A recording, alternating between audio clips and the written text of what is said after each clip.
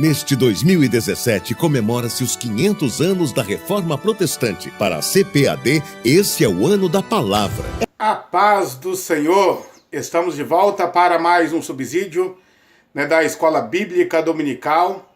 E eu gostaria de agradecer a você que tem assistido aí os meus vídeos, também compartilhado com seus amigos, professores da Escola Bíblica Dominical, superintendente.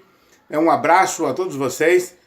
O intuito do canal Mensagem de Fé e Esperança é colocar um conteúdo da Palavra de Deus que seja útil para a sua vida, para o seu ministério. E eu espero que todos esses conteúdos que temos compartilhado venha de alguma forma contribuir para o seu crescimento espiritual e para o seu crescimento ministerial. Nós estamos estudando nesse trimestre, esse último trimestre de 2017, sobre a obra da salvação. Uma lição interessantíssima, uma série de lições maravilhosíssima, onde nós temos aprendido muito sobre a obra da salvação. Deus tem comunicado ao nosso coração verdades maravilhosas, que o nosso coração tem ficado deveras satisfeitos com tudo aquilo que o nosso bondoso Deus tem comunicado ao nosso coração. E nessa lição, a lição de número 7, nós vamos estar falando sobre a salvação pela graça. É a lição de 12 de novembro de 2017. O nosso texto áureo diz: pois assim como por uma só ofensa veio o juízo sobre todos os homens para condenação, assim também por um só ato de justiça veio a graça sobre todos os homens para justificação de vida. Romanos capítulo 5, versículo 18. A verdade prática diz: a nossa salvação é fruto único e exclusivo da graça divina. A leitura bíblica em classe está em Romanos, no capítulo 5, versículos do 6 a 10, versículos 15, 17, 18, 20 e o capítulo 11, versículo 6. Eu não vou ler para a gente ganhar tempo no nosso comentário.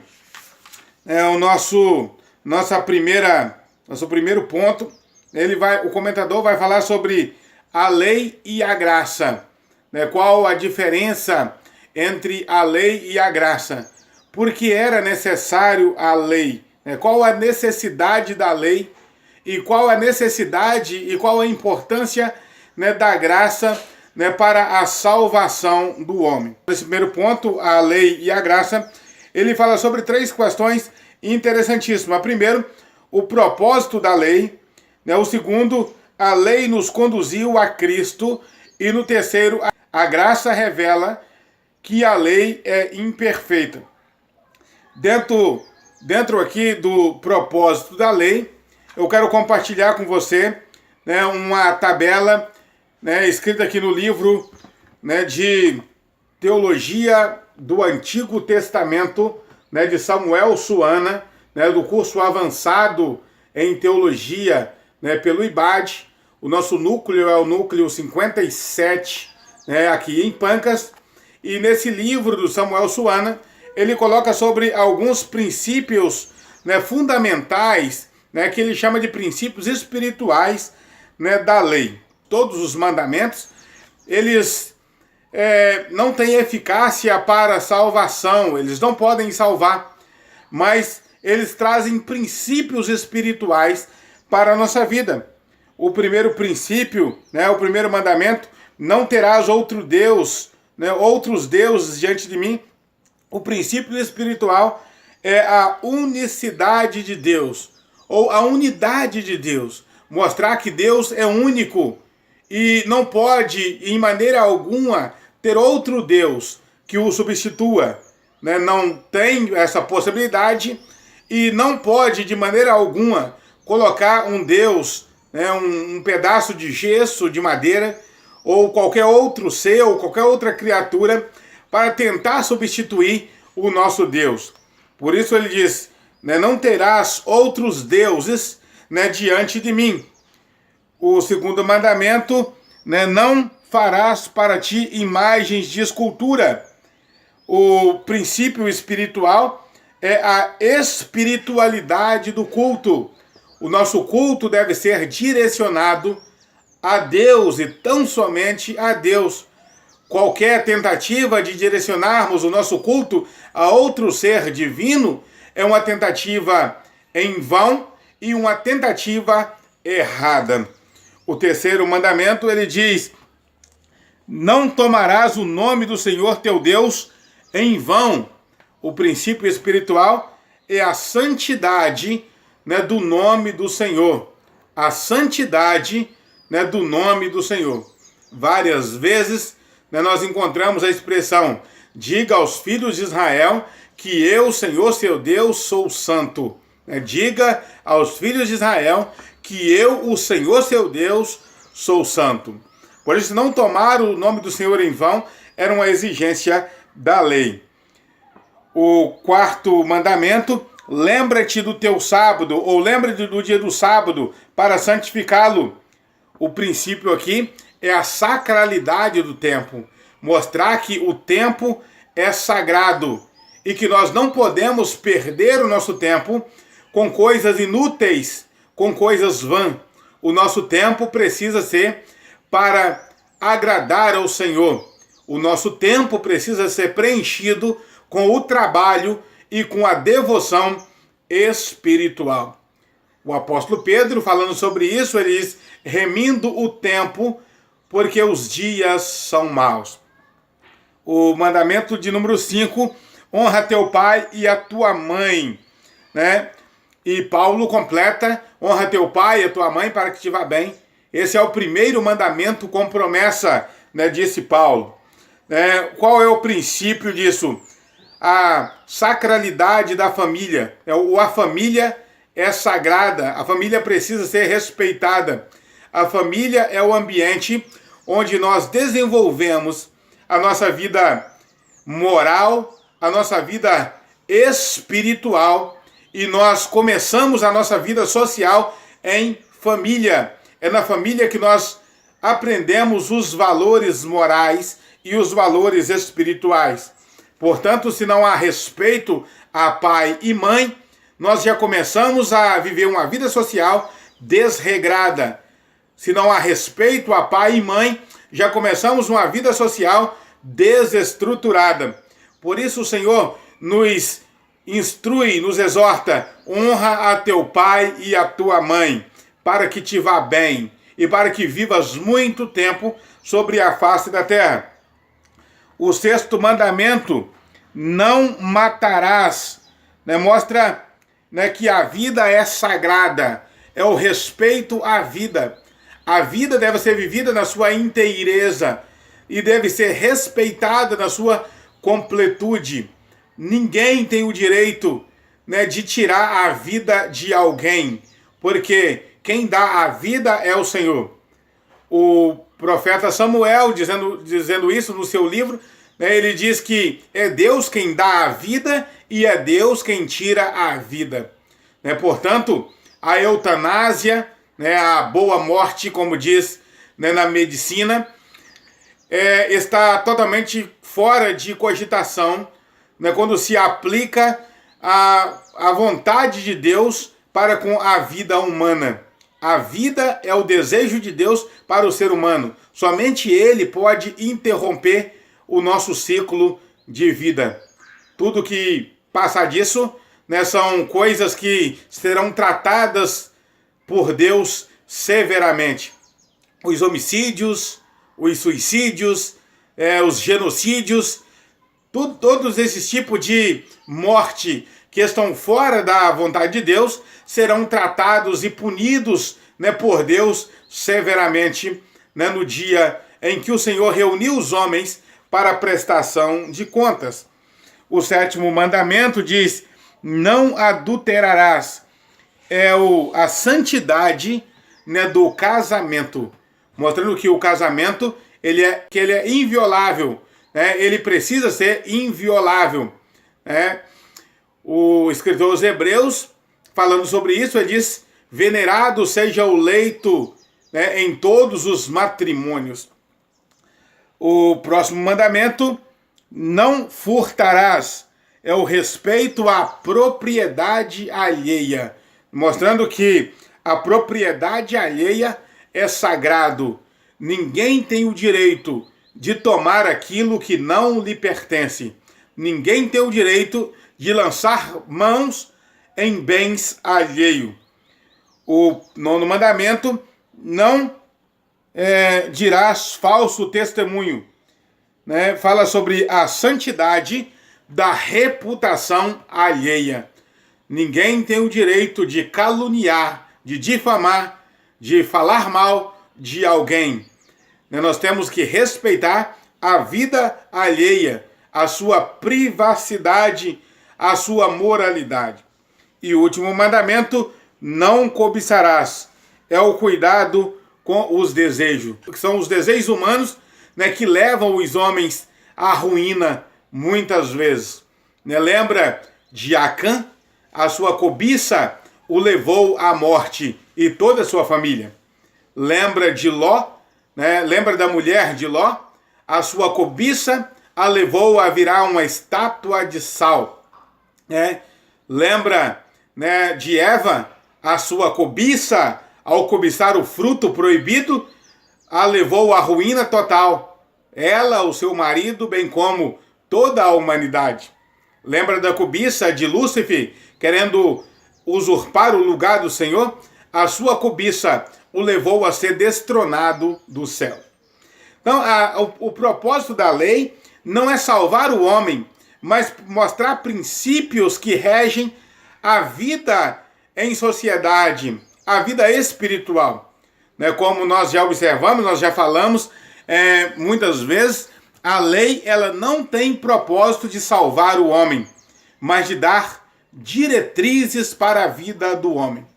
Portanto, se o homem vive a lei, né, se ele cumpre a lei, ele não é salvo por ela, mas ele é orientado por ela. A lei, ela não traz salvação, mas traz orientação. Né? Somente a graça divina pode salvar o homem. No próximo item aqui, o segundo item, a lei nos conduziu a Cristo. Né? A lei, ela nos conduziu a Cristo.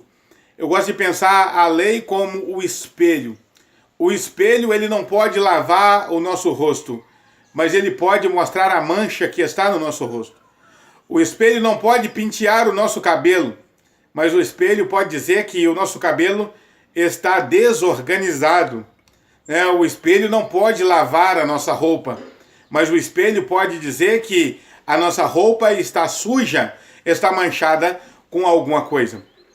Uma vez que o espelho nos mostra, né, que estamos desorganizados, então nós vamos no lugar certo para ser tratado aquilo que está errado em nós. Se o espelho diz que o nosso cabelo está desorganizado, né, está despenteado, nós vamos então pegar o pente ou a escova para pentear o cabelo. Se o espelho diz que a nossa roupa está suja, então vamos levá-la à máquina ou o tanquinho para lavá-la. Então a lei, nesse sentido, ela nos conduziu a Cristo, ou ela nos conduz a Cristo. Portanto, a lei ela não pode salvar, mas ela pode orientar o homem até a salvação. O terceiro item desse primeiro ponto fala que a graça revela que a lei é imperfeita. A graça ela revela que a lei ela é imperfeita. Como nós já vemos falando, né, no Antigo Testamento, os sacrifícios que eram feitos, né, sacrifícios de animais, né, esses sacrifícios eles não podiam apagar o pecado do homem. Eles podiam apenas apontar para um sacrifício maior, que era o sacrifício de Cristo. Porque a lei, ela era imperfeita. Ela dizia, não adulterarás. Mas uma vez que o indivíduo adulterasse, ela não podia anular o pecado, né, dessa pessoa. Já a graça diz, você não pode adulterar. Mas já que você errou, há um advogado junto ao Pai, Jesus Cristo, o Filho de Deus. Você não precisa viver na prostituição. Você não precisa morrer nessa prostituição. A lei, ela apontava o pecado. E uma vez que o pecado estava decretado, restava para o pecador ser apedrejado em alguns casos, oferecer sacrifício em outros casos. No caso da graça, ela aponta o nosso pecado e diz: Cristo já efetuou o sacrifício por você.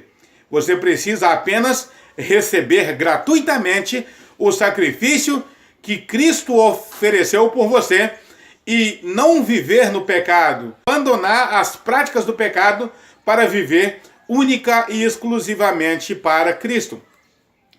O nosso segundo ponto, ele vai falar sobre o favor imerecido do Senhor, ou o favor imerecido de Deus, porque é assim que define graça. A palavra graça, do grego eirene, eirene, que significa favor não merecido.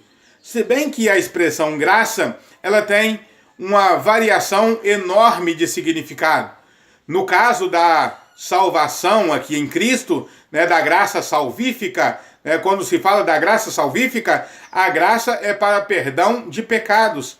A graça é para anular os nossos pecados. E essa graça é o favor imerecido de Deus. É o favor que nós não merecemos.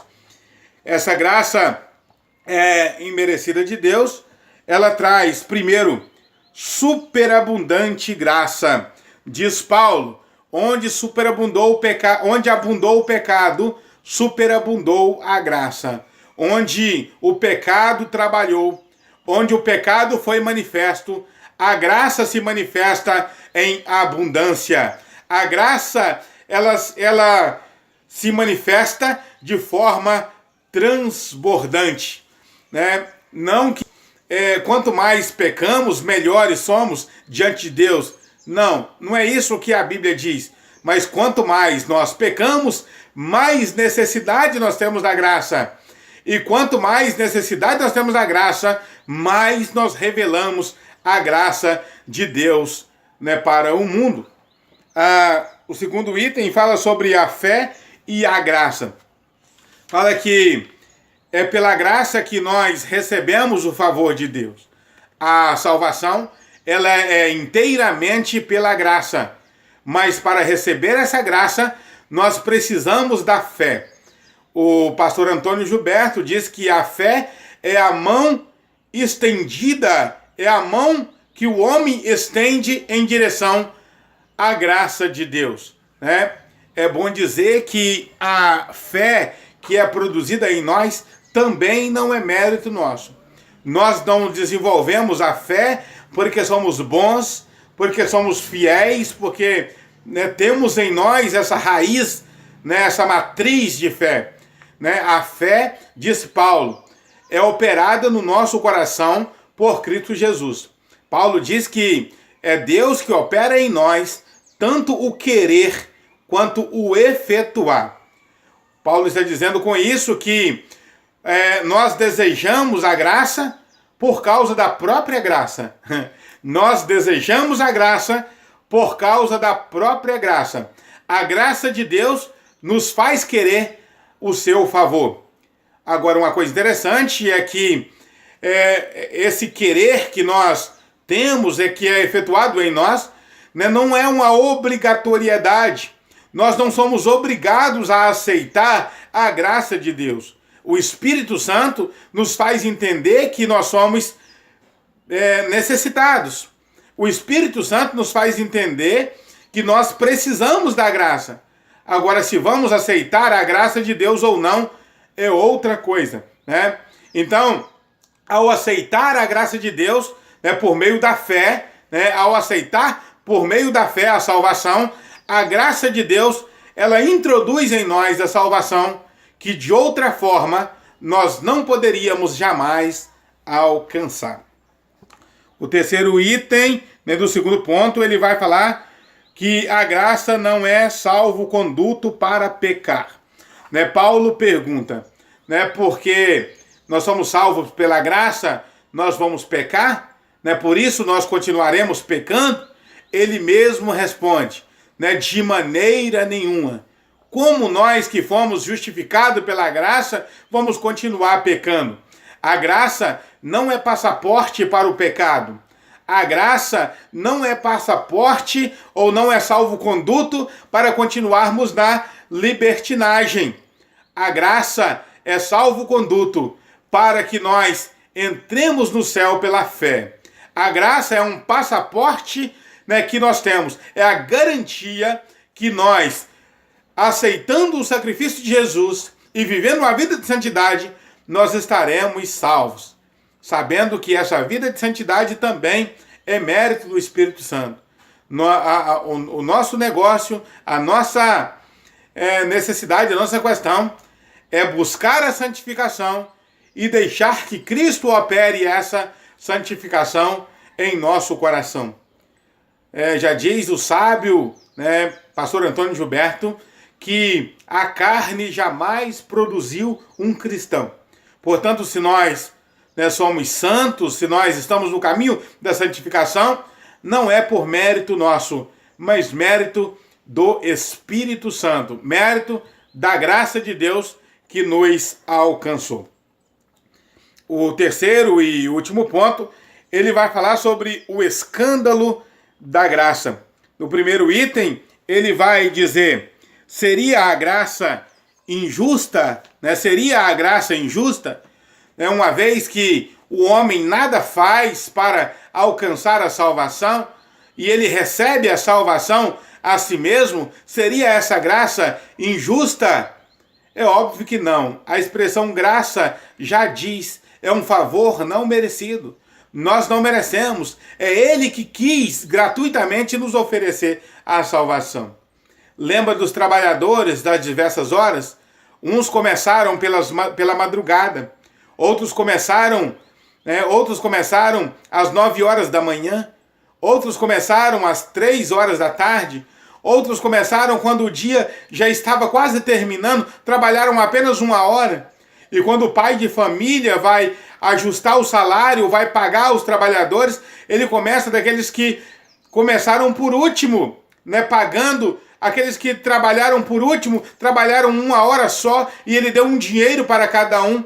Alguém replicou: mas como pode? Nós trabalhamos durante todo o dia, suportamos a calma do dia, o calor do dia, todo nas nossas costas, na nossa cabeça, e agora você paga aqueles que trabalharam 1 hora só, o mesmo tanto que nós. O pai de família, ele pergunta: amigo, é mal aos teus olhos que eu seja bom? Ou não é lícito eu fazer o que eu quiser do que é meu? Isso é graça. Graça é dar a todos o mesmo tanto, caso queira, né? Caso queira, dá a todos o mesmo tanto. Tanto aquele que aceitou a Cristo há 40 anos atrás, como aqueles que aceitarem a Cristo hoje, têm o mesmo privilégio. Aqueles que aceitaram a Cristo há 50 anos atrás ou há 10 anos atrás têm o mesmo privilégio dos que aceitarem a Jesus hoje. Os que aceitarem a Jesus hoje poderão ser batizados no Espírito Santo também. Aqueles que aceitarem a Jesus hoje poderão ser curados das suas enfermidades, poderão receber os dons espirituais e têm a sua garantia eterna, tanto quanto aqueles que aceitaram a Jesus em tempos passados. Isso é injustiça? Não. Esse é o escândalo da graça. A graça, ela promove esse escândalo. Parece aos olhos humanos, né, que é uma injustiça. Qualquer pessoa olhando, né, de forma humana diria: esse pai de família cometeu injustiça. Ele deveria ter pagado aqueles que chegaram de madrugada bem mais do que pagou aqueles que trabalharam 1 hora só. Mas o pai de família, ele responde de forma coerente: o dinheiro é de quem? O dinheiro não é meu? Então eu dou o meu dinheiro a quem eu quiser. Isso é a graça de Deus. A graça é de Deus e Ele a oferece a quem Ele quer. E, portanto, como Ele oferece a quem Ele quer, Ele oferece a todos os homens. Paulo, falando para Tito, diz que a graça de Deus se há manifesto, né, trazendo salvação a todos os homens. O segundo item do nosso terceiro ponto vai dizer a divina graça incompreendida. A divina graça incompreendida. Não se pode compreender a graça de Deus. Como poderíamos compreender a graça de Deus? Porque por pior que o homem seja, ele é alcançado pela graça. Algumas vezes nós olhamos pessoas que já pecaram tanto, de acordo com o nosso olhar, com a nossa perspectiva de vida, com a nossa perspectiva de ver as coisas, nós olhamos e diz, essa pessoa aí, ela não pode ser perdoada nunca. O tanto que essa pessoa pecou, o tanto que essa pessoa já fez, ela não vai ser perdoada nunca. Em algum momento da vida, você encontra essa pessoa redimida, salva e te cumprimentando com a paz do Senhor e dizendo, eu agora sou um novo homem em Cristo Jesus. Eu agora sou uma nova mulher em Cristo Jesus. E você pergunta, mas como pode? Essa pessoa já fez tantas coisas erradas. Essa pessoa já errou tanto na vida, como pode ela ser salva? Ela é salva por causa da graça. E a graça, ela é incompreendida. Nós não podemos compreender a graça humana, ou a graça divina, olhando com o olhar humano. Nós não podemos compreender a graça divina olhando com o olhar humano. Terceiro e último item, se deixar presentear pela graça. A graça é um presente de Deus, A graça é uma dádiva de Deus, É um favor não merecido de Deus. É o dom gratuito de Deus oferecido em Cristo Jesus, o nosso Senhor. Mas nós precisamos aceitar essa graça. Aceitar ser perdoados por Deus. Aceitar ser trabalhado por Deus. Talvez você esteja dizendo hoje, para você mesmo, mas eu já pequei tanto, eu não sou merecedor da graça. Eu não mereço ser alcançado pela graça divina. Mas é exatamente para você, que talvez hoje está dizendo isso, que não merece a graça divina. Você precisa aceitar ser presenteado pela graça. A graça é o presente de Deus oferecido para os homens, para a humanidade. Em nós mesmos nós nada temos em que possamos confiar, mas Jesus morreu na cruz para nos salvar. Que Deus abençoe você, que Deus abençoe a sua casa. Até um próximo vídeo, se Deus quiser. Compartilhe esse vídeo, compartilhe essa mensagem, a mensagem da salvação pela graça, para que muitas pessoas possam alcançar em Cristo essa mesma salvação que você já alcançou um dia. Que eu e você não sejamos covardes, que levemos essa mensagem, que espalhemos essa mensagem para todos quanto ainda não aceitaram a Cristo como seu Salvador. Que Deus abençoe você. Até um próximo vídeo, se Deus quiser. Se você gostou desse vídeo, deixa o seu like e também comente sobre ele. Se você gostou do conteúdo, se inscreva em nosso canal. Você também pode ver outros vídeos que aparecem aí na sua tela. Que Deus abençoe você.